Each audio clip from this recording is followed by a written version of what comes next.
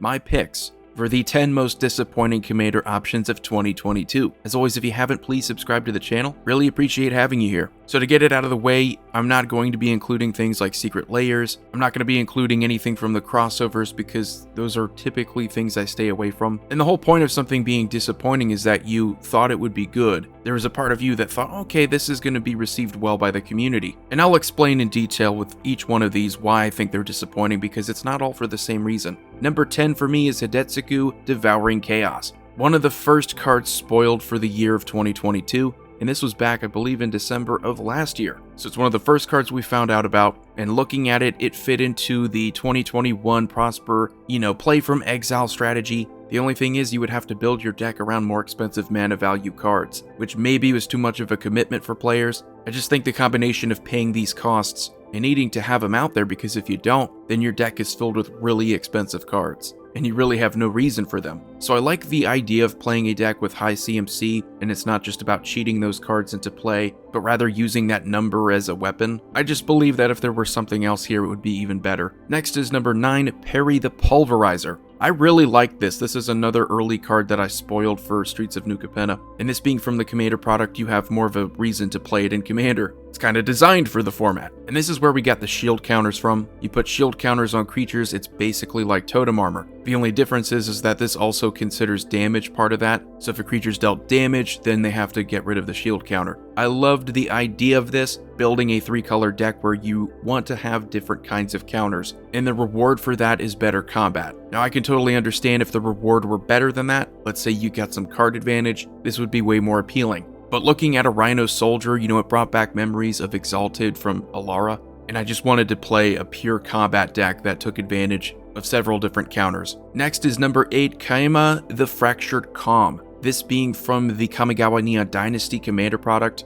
Again, it's something that is specifically designed for the format. And this is another interesting concept. You'll notice this about disappointing commanders. It's not that I'm complaining, Wizards needs to do better. We have so many commander options that we are inevitably going to have some disappointing ones. And this is one where I think the upside of being able to goad those creatures and get a bigger creature here, the Spirit Kaima, there is the risk of not having the commander out there on the field and your opponents having auras attached to their creatures that are actually going to hurt you. And I think that was too much of a downside for players looking at this commander. We've seen a lot of different goad commander options this year. We've had Cross Defense Contractor, another one that offers you shield counters, but you're giving them to your opponent's creatures. It's a similar concept, but another one that's focusing on goad. And we of course had Baal Lord of Murder, another goad focused commander. What this tells me is that we need something more than just fooling around with our opponents in their ability to go to combat.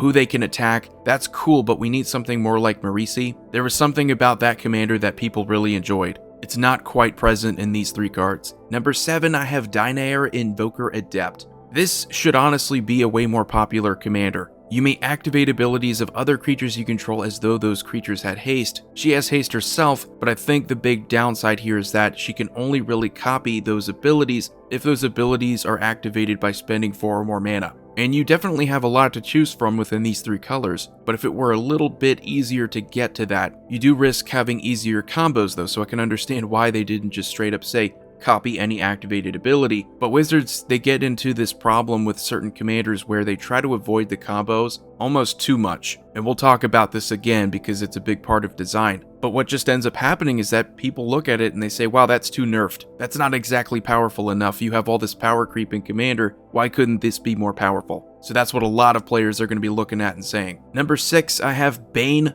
Lord of Darkness. I already mentioned Baal Lord of Murder, but this is one that I think is a little bit more interesting because it is open-ended. You have power behind it. You could see why it would be a powerful commander, and you also have the god theme to pursue. But it's a case of Wizards making something almost too open-ended to where it doesn't really feel like it would be straightforward to build around. You're just cheating it to play creatures with equal or lesser toughness. There are just so many creatures that would fit into that. And it's weird because you do have open-ended commanders like Joda, but they are at least specific enough to tell you, play legendary creatures or play legendary cards, because that's what's going to help this strategy. With Bane Lord of Darkness, you'd think, oh, it's another high toughness, low power type of commander. Not necessarily, and I think that's what works against him. Number 5 is Oscar Rubbish Reclaimer. Another Streets of New Capenna commander option, actually from a commander product too. It costs 1 less to cast for each different mana value among cards in your graveyard, which is incredible. I like that cost reduction. It helps out later in the game. Whenever you discard a non-land card, you may cast it from your graveyard. I'm not saying that that is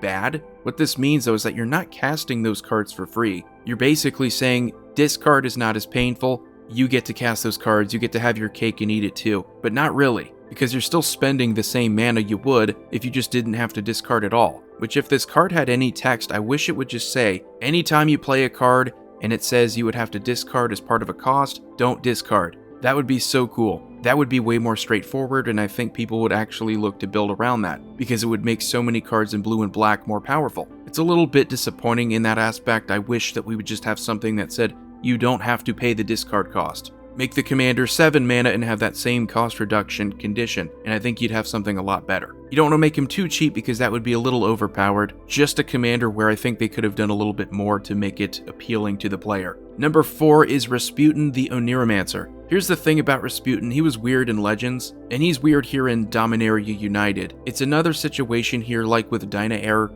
You could tell they did certain things to try to avoid it being a combo, or to at least discourage you from comboing with it. Every time it enters, you're likely getting 3 dream counters on it, but each of your opponents, they get a 1/1 goblin. I think that was intended to avoid the combo of blinking with anything that could blink it pretty easily. It enters, you equip Lightning Greaves, gives it haste, you tap for that much more mana. So if you're doing that for infinite mana, all of your opponents are going to have infinite goblins, or at least a really large number. It has the right kind of cost, but it doesn't really feel like it would be rewarding if all you're doing is getting infinite colorless mana. Number 3 is Zevlore Elturel Exile. Another really massive spoiler. When this was spoiled, I think everybody talked about it. I mean, people talked about Lord Xander and panicked. This was another one that I think a lot of people were excited to talk about more than actually build around. It didn't help that there's always this confusion with errata cards, where it suddenly changes what you're capable of doing. So instead of it saying when you cast an instant or sorcery spell that targets a single opponent,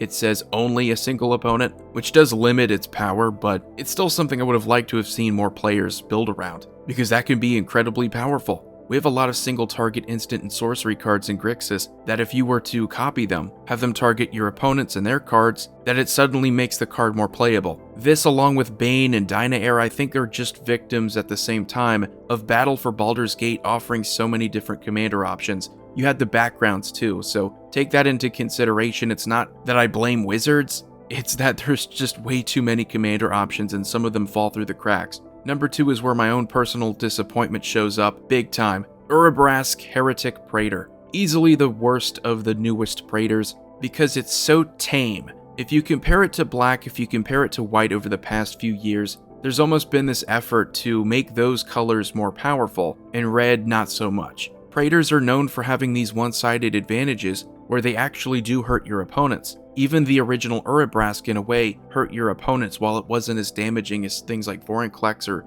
Sholdred. The downside of making your opponents slow down was actually real. With this, it doesn't hurt your opponents. All it really does is expose the card that they would have drawn, and they still get to play that card, which, if they need the card, they're still going to play it. I guess it would be okay if you want to throw this into a Prosper Tomebound deck, but that's really the only strategy that this fits into is play from exile, because outside of the first part where you do benefit from it, as a commander option, I just don't see it being that strong. And number 1, the most disappointing commander option this year for me, is easily Squee Dubious Monarch. Black is allowed to have increasingly more powerful cards every single year. He's supposed to be a monarch? I mean, he's sitting on a throne with a bunch of skulls around him. Shouldn't he be more powerful this time? You could make the argument that the Squee from Dominaria was a massive improvement over the original Squee, Squee Goblin Nabob, because you could combo with that card. You could use Food Chain and infinitely recast him. This Squee, in order to bring him back, you have to pay 4 mana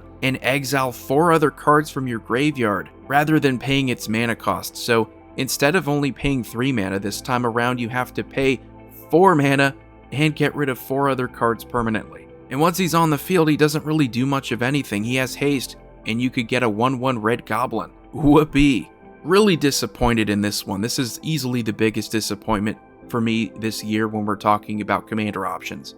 But anyway, that's gonna do it for the video. Let me know what you think about the commander options for 2022, some of the ones that you were disappointed in. I know there's going to be someone in the comment section going, wait, I play with that commander, and I don't think it's disappointing. Well, you're an outlier. I'm not saying you're wrong to like the card, I'm saying that it's disappointing either by a design aspect or that people didn't respond to it as well, the community didn't recognize it compared to other commander options. Commander Void here signing off. I will see you all next time.